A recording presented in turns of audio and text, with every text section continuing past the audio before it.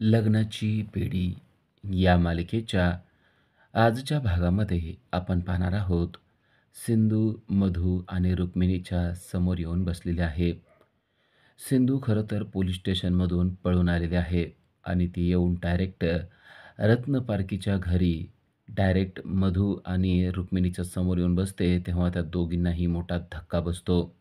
तिला पाहून त्या दोघी एकदम रागानं लाल होतात आणि तिच्या अंगावर जायला लागतात आणि तिला बोलायला लागतात. "तुला काय वाटलं तू इथं आल्यानंतर वाचू शकशील काय? तू गुन्हेगार आहेस, तू चूक केलेली आहेस आणि आत्ताच्या आत्ता आम्ही राघवला बोलवून तुला पुन्हा एकदा पोलीस स्टेशनमध्ये पाठवणार आहोत. तुझी जागा तेथेच आहे. तुझी जागा जेलमध्ये आहे," असं मधू तिला सांगत आहे. "आत्ताच्या आत्ता राघवला फोन करा आणि बोलवून घ्या," असंही रुक्मिणीला सांगते. रुक्मिणी म्हणते, "काहीच काळजी करू नको, मी फोन केलेला आहे. त्यामुळं राघव आत्ता त्वरित येईल आणि राघव आला की हिच्या लायकीप्रमाणे पुन्हा एकदा हिला जेलमध्ये टाकण्यात येईल.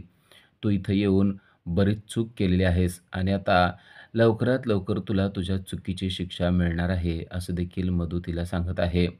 मधू आणि रुक्मिणीच्या आरडाओरडाने सर्व कुटुंबीय जमा होत आहेत.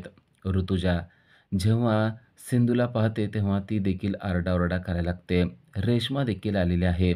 घरातील सर्व सदस्य आता एक एक करून जमा होत आहेत आणि थोड्याच वेळात सर्वच रत्नपारखी कुटुंबीय सिंधूच्या भोवती जमा झालेले आहेत.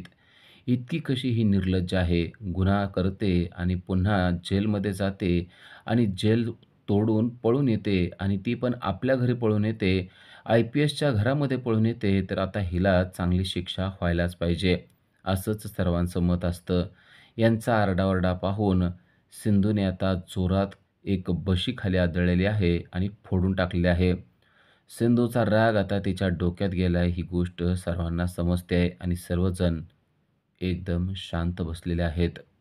ऋतुजाने तर स्वतःच्या कानाला हातच लावलेले आहेत आणि आता सिंधूने बोलायला सुरुवात केली आहे. "सारखं बघावं तेव्हा मचमच, मचमच, मचमच. ए फाडफाड, तुला एवढं बोलायची काय गरज आहे गं? आपण गुन्हा केला असं तुला वाटतंय ना, तर ते सिद्ध करायचं. आत्ता सिद्ध झालं नाही ना, तर मग आपलं इतकं वाईट कोण नाही एवढं लक्षात ठेवायचं. तुम्ही ज्या मुलीसाठी बोलतायत ना, आपण तिला मारण्याचा प्रयत्न केला ना, एकदा जाऊन तुम्ही तिची तब्येत कशी आहे ते तर पाहिलं का? का उठायचं की फक्त मी गुन्हेगार आहे, मी गुन्हेगार आहे, मी चोर आहे एवढंच बोलायचं? दुसरा काही डायलॉग येत नाही का तुम्हाला? तेवढ्यात राघव देखील तेथे आलेला असतो. राघव म्हणतो, "तू गुन्हेगार आहेस आणि आता तुला शिक्षा तर व्हायलाच पाहिजे." तेव्हा सिंधू त्याला म्हणते, "आपण गुन्हेगार आहे ना, आपला गुन्हा तू आता सिद्ध करायचा. आपला गुन्हा जर का तू सिद्ध केला ना, आपण तू म्हणशील त्या जेलमध्ये जाऊन बसतो. आपल्याला पण तुमचं तोंड बघायची काही गरज नाही आहे. तो आपला पतिदेव आहे ना, तर आपली एक गोष्ट तू ऐकणं गरजेचं आहे." असं बोलून ती त्याला म्हणत असते, की "तू त्या सावीची तब्येत कशी आहे ते पाहिलंस तरी का?" रुक्मिणी म्हणते, "ते पाहण्याची काही गरज नाहीये. तू इंजेक्शन दिलेलं आहे ना, तर तिची तब्येत ढासळलेलीच असणार आहे." सिंधू म्हणते, "या मचमचला मराठी बोललेलं कळत नाही वाटतं. तू एकदा जाऊन तरी बघ ना आपण काय बोलतो ते." आता ती सर्वांना सांगत असते, की "मी काहीच केलेलं नाहीये आणि जर मी काही केलं असतं, तर आत्तापर्यंत सावीची तब्येत खराब झाली असती. पण तुम्ही जाऊन कोणी सावीची तब्येत कशी आहे ते पाहिलं तरी का?" तेव्हा रत्नपारखी कुटुंबियांच्या लक्षात येतं, की खरोखरच सावीची तब्येत नक्की कशी आहे, ते पाहणं गरजेचं आहे. राघव देखील आता सर्वांना म्हणतो, की जर का ही गुन्हेगार असेल, तर ही पुन्हा इथं माघारी आली नसती. आपल्याला सर्वांना सावीची तब्येत कशी आहे, ते एकदा पाहणं गरजेचंच आहे. आता सिंधू खूपच कॉन्फिडंट आहे, असं सर्वांना दिसत असतं आणि ती तेवढ्या कॉन्फिडन्सने सर्वांना बोलत असते. "तुम्हाला खोटं वाटतंय का आपण काय बोलतोय ते? उठू का आपण इथून? चला माझ्याबरोबर येताय का तुम्ही?" असं ती सर्वांना सांगत असते आणि राघवच्या हातात ती एक रिपोर्ट देखील देते. राघव तो रिपोर्ट घेतो आणि विचारतो, "हे नक्की काय आहे?" ती म्हणते, "सावीचे ब्लड रिपोर्ट आहेत. एकदा वाचा म्हणजे तुमच्या लक्षात येईल की सावीला बरं वाटतंय का नाही आणि सावीला मी कसलं इंजेक्शन दिलं होतं." राघव ते सगळे रिपोर्ट पाहतो आणि राघव एकदम शांतच बसतो. खरं तर हा सगळा सिंधू आणि राघव यांचाच प्लॅन असतो. कारण त्या अगोदरच त्या दोघांनी सावीचं ब्लड घेऊन सावीची ब्लड टेस्टसुद्धा केलेली असते. जेव्हा घरातील सर्व सदस्य सिंधूच्या अंगावर येतील, तेव्हाच ही ब्लड टेस्ट सर्वांना दाखवायची असं देखील त्यांनी ठरवलेलं असतं. आणि आता सर्वांच्या समोर राघवने ती ब्लड टेस्ट वाचलेली आहे आणि त्यामध्ये स्पष्ट कळतंय की सावीला काहीही झालेलं नाहीये. आता मधू देखील ते पाहत असते. आता तिच्या लक्षात आलंय की सिंधू काय करू शकते ते. तर सिंधूने आता राघवचा हात धरलेला आहे आणि ती राघवचा हात धरून त्याला सावीच्या रूमकडे घेऊन चाललेले आहे. सिंधू असं त्याला हाताला ओढत-ओढत घेऊन जात असताना सर्वच सदस्य आता तिच्या मागे-मागे येतात आणि पाहतात की नक्की सावीला बरं वाटतंय की नाही वाटत. आणि जेव्हा ते सावीची तब्येत पाहतात, तेव्हा कुटुंबियांच्या चेहऱ्यावर स्मितहास्य आल्याशिवाय राहत नाहीये. कारण सावीची तब्येत ठीक आहे. ती नुसती ठीकच नाहीये, तर तिने डोळे देखील उघडलेले आहेत. इतक्या दिवसानंतर सावीने डोळे उघडलेले पाहून राजश्रीचा आनंद तर गगनात मावेनासा झालेला आहे. "सावी, सावी बोल बाळा, काय होतंय तुला? बरं वाटतंय ना आता?" असं ती तिला विचारत आहे. राघवचा देखील आनंद गगनात मावेनासा झालाय. सिंधू आणि राघव यांनी केलेल्या प्लॅनचा आता सक्सेस झालेला त्यांना पाहायला मिळतोय. सिंधू पाहतेय की खरोखरच सावीला तर बरं वाटायला लागलेलं आहे. सावीने डोळे उघडलेले आहेत हे पाहिल्यानंतर सर्वात जास्त आनंद होतो तो म्हणजे सिंधूला. कारण आता ज्या गोष्टीसाठी तिचे कान आतुर झाले होते ती गोष्ट घडणार आहे हे तिला माहीत असतं. कारण सावी आपल्याला आई म्हणणार हे तिला जाणवलेलं असतं. कारण तिला माहिती आहे की आपणच तिची आई आहोत आणि तेवढ्यात सावीने तिला आई अशी हाक मारलेली असते. सावीची ती हाक ऐकून सिंधूला 7 आसमान जिंकल्याचा आनंद होतो आणि ती तिच्याकडं पाहतच राहते. सावी जेव्हा आई म्हणून हाक मारते, तेव्हा मधूचा मात्र चेहरा चांगलाच काळवंडलेला आहे. आता आपलं काही खरं नाहीये हेच तिला समजलेलं आहे. कारण सावी आता शुद्धीवर आलेली आहे आणि शुद्धीवर आलेली सावी सिंधूला दरीत ढकलून दिल्यानंतरपासून सर्व काही झालं ते सांगणार आणि आपल्या विरोधात पुरावे मिळणार. या गोष्टीमुळे मधूच्या पायाखालची जमीन मात्र पुरती सरकलेली आहे. राघव आता मधूला बोलत असतो. राघव मधूला बोलतो, "खरं तर सिंधू आणि राघव यांचा प्लॅनच चाललेला असतो आणि त्या प्लॅनप्रमाणेच तो मधूला बोलत असतो. तो मधूला सांगत असतो, की "मी त्या कृष्णाला अरेस्ट केलं, पण ती माझ्या तावडीतून पुन्हा एकदा सुटली. मी खूप प्रयत्न केला होता, तरी देखील ती पुन्हा एकदा आपल्याच घरामध्ये आलेली आहे." मधू म्हणते, "राघव, मी तुझे प्रयत्न अगदी डोळे उघडून पाहिलेले आहेत. यावेळेस तू खूप चांगले प्रयत्न केले होते. नव्हे तू तिला जेलमध्ये देखील टाकलेलं होतं, पण ठीक आहे. आता सध्या नियती तिच्या बाजूनं आहे, तर असू देत. पण ती आपल्या हातून सुटणार नाही," असं ती त्याला सांगत असते. राघव म्हणतो, "हीच तर मला तुझी गोष्ट आवडते. तू कधीच हार मानत नाही." राघव आणि सिंधू मुद्दाम मधूला अडकवण्यासाठी ही गोष्ट बोलत असतात. मधूच्या पाठीमागेच सिंधू असते आणि ती राघवला प्रॉम्प्ट करत असते, की "तुला नक्की काय बोलायचं आहे? कसं बोलायचं आहे?" आणि राघव मधूला त्याच पद्धतीने बोलत असतो.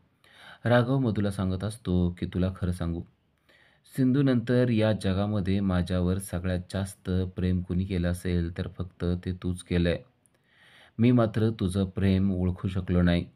सिंधू गेल्यानंतरच तेव्हाच मी प्रेम व्यक्त करायला पाहिजे होतं आणि तुझ्याशी लग्न करायला पाहिजे होतं. पण आता मी कृष्णाशी लग्न करून बसलोय आणि पुन्हा एकदा ही संधी मी घालवून बसलेलो आहे. या गोष्टीचं मला खूप वाईट वाटतंय."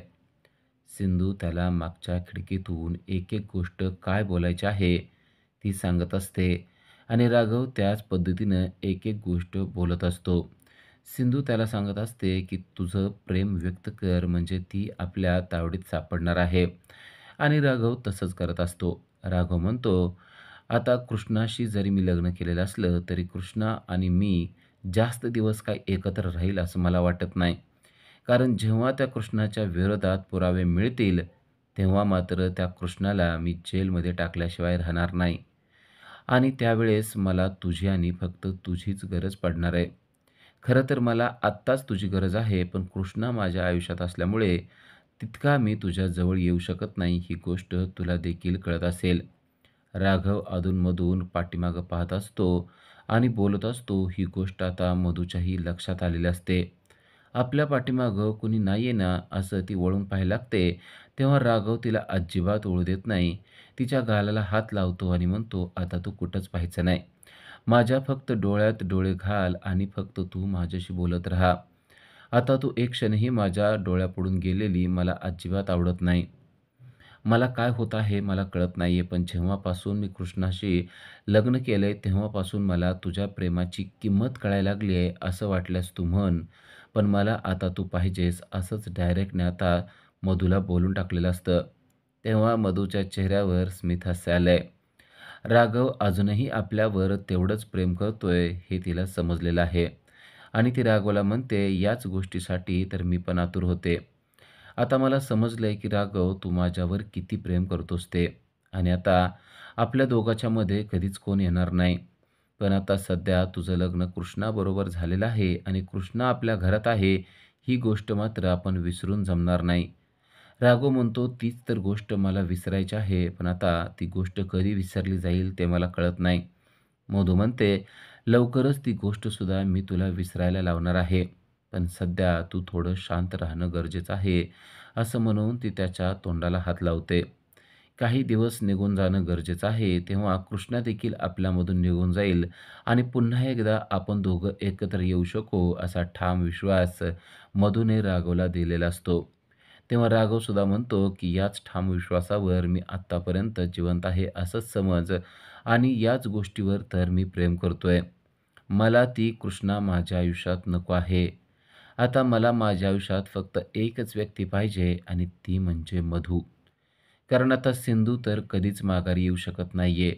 सिंधूची जागा घेणारी या जगातली एकमेव व्यक्ती फक्त तू आणि तू आहेस.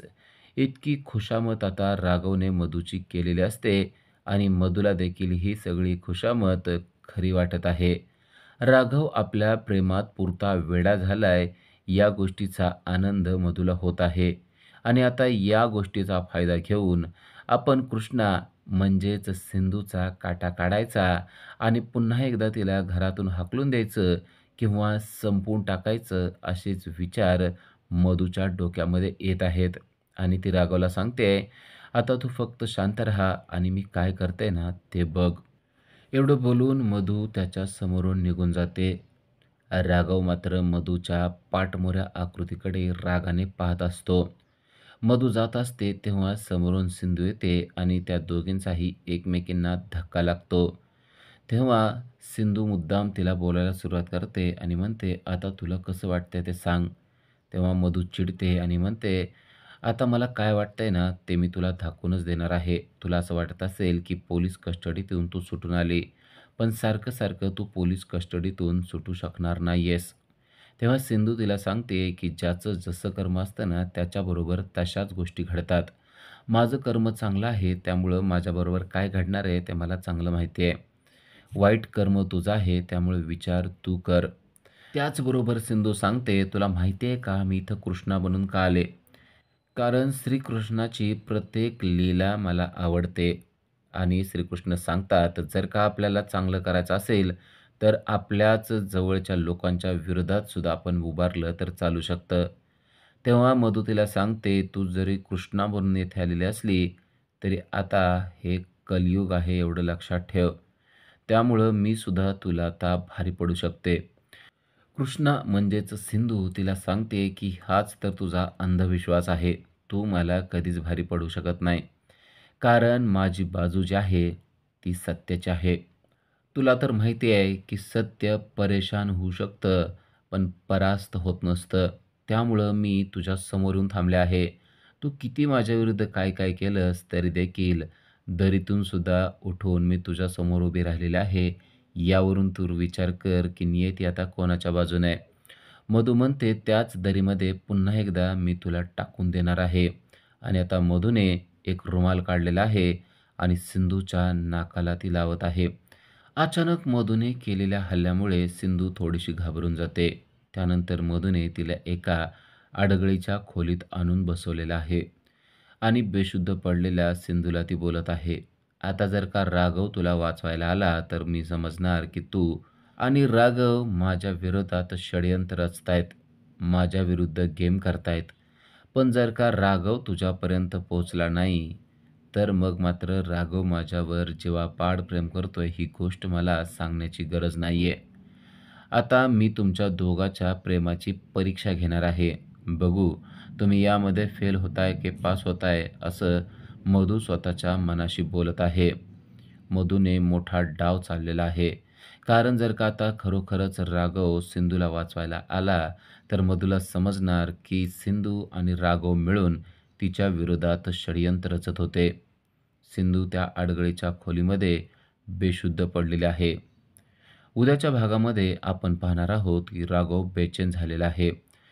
सिंधू उठलेली असते आणि सिंधू म्हणते, "नक्की या मधूच्या डोक्यात काय चाललेलं आहे काय माहिती? तिने मला इथं अडगळीच्या खोलीत आणून टाकलेलं आहे. राघव काय करत असेल? राघव माझ्यापर्यंत येईल का? हिच्या डोक्यामध्ये नक्की काय प्लॅन चालू असतील?" असा विचार सिंधू करत असते. तर इकडे राघव चिंतातूर झालेला आहे. राघवच्या चेहऱ्यावर स्पष्टपणे चिंता दिसत असते आणि तेव्हा मधू त्याच्या समोर जाऊन उभारते आणि म्हणते, "तुला काय झालंय? तू असा कावरा-बावरा का झालेला आहेस? तू चिंतातूर का दिसतोय? कृष्णा कुठे गेलेली आहे या गोष्टीचा तू विचार करतोय का?" तेव्हा तो म्हणतो, "मी? अजिबात नाहीये. मी कशाला तिचा विचार करू? मला तिचं काही पडलेलं नाहीये. मी फक्त तुझाच विचार करत होतो आणि त्यामुळेच मी परेशान झालेलो होतो." आता राघवच्या बोलण्यावर मधूचा विश्वास बसेल का? ते आपल्याला पुढील भागातच समजणार आहे. राघव सिंधूला वाचवायला जाईल आणि मधूवर सगळा डाव उलटवेल का? तेही आपल्याला पुढील भागामध्ये समजणार आहे. अशाच सीरियलच्या अपडेटसाठी आजच आमच्या चॅनलला सबस्क्राईब करा. Thank you.